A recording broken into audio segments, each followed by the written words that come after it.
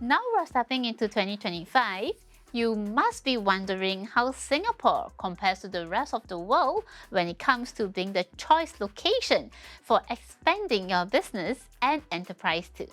Hi everyone, this is Elena and welcome back to the Immigration People's channel. Now let's answer that question. First of all, Singapore is a very centrally located access point to the Southeast Asian markets. And of course, we are politically stable and personally safe for you and your family. Singapore is also free from natural disasters, so you don't have to worry about typhoons, floods, earthquakes. And most importantly, the Singapore government is very pro-private-owned enterprises and businesses, so you get to enjoy a lot of great subsidies and incentives from the government while at a very low tax rate. Now you might be wondering, so how do I get started? Firstly, let's discuss the avenues for business registrations for foreigners in Singapore. The most common and preferred choice is to register a private limited company. It is most preferred because the private limited company separates the business owner and the company as two separate entities. There is a series of formalities to consider when incorporating a company, and that includes, of course, you have to think of a name for your company, you need to have a corporate secretary, you need to have a local registered address, and a local resident director. Now, what is a local resident director? Most foreigners who have yet to come to Singapore, they do not have a Singapore residency. So they need to engage a nominee resident director. This local nominee director helps foreign companies to meet the legal requirements of having at least one local director to incorporate and operate in Singapore. This role is typically formal, ensuring statutory compliance without being involved in the daily business operations. Now, after you have successfully incorporated a company and you as the business owner who wish to run the operations in Singapore yourself, you can now apply for a work visa called the Employment Pass with the Ministry of Manpower. We have previously done a very comprehensive video on employment passes, so if you're curious about that, do check it out on our YouTube channel. But to put it in simple words, an employment pass is meant for foreign professionals to work in Singapore with a minimum salary of 5,000 Sing dollars.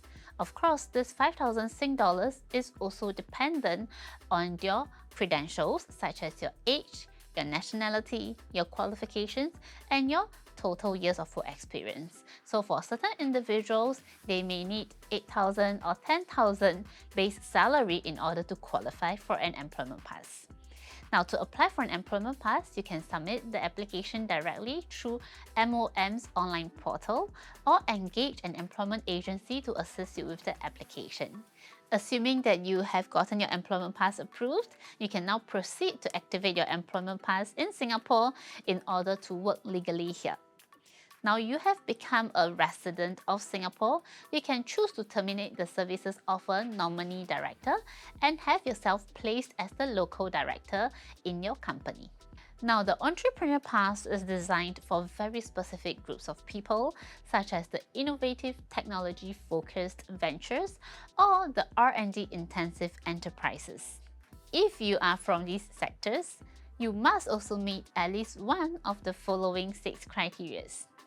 Number 1, secure funding of at least 100,000 Sing dollars from a recognized third-party venture capitalist or a government agency. Number 2, you could also have a registered intellectual property related to your business. Number 3, you could engage in research collaborations with Singapore institutions of higher learning. Number 4, you could get yourself based in a Singapore's government-supported incubator. Number 5, showcase a strong track record of business ventures to demonstrate your entrepreneurial experience. Or number 6, demonstrate technical expertise by showcasing your in-depth knowledge in a relevant field through your CV. On top of all that, you also need to submit a 10-page long detailed business plan outlining your venture's objectives, market analysis, and financial projections. Now, if you're seriously considering expanding your business into Singapore, and after hearing all this, you feel like there's a lot of paperwork, formalities, requirements, the smart move is to reach out to a professional team just like the immigration people. At The Immigration People, we have our own team of registered filing agents and qualified individuals to help you incorporate a company, provide corporate secretary services, nominee director services, and registered office address, and much more. Now, if all of this really interests you, you can reach out to me and my team at support@tip.com.sg. And if you have more questions about Employment Pass or Entrepreneur Pass, feel free to leave them in the comments section below. Or if you want to read up more about these two passes, you can go to our website at tip.com.sg. Don't forget to like, share and subscribe, and I'll see you in our next episode.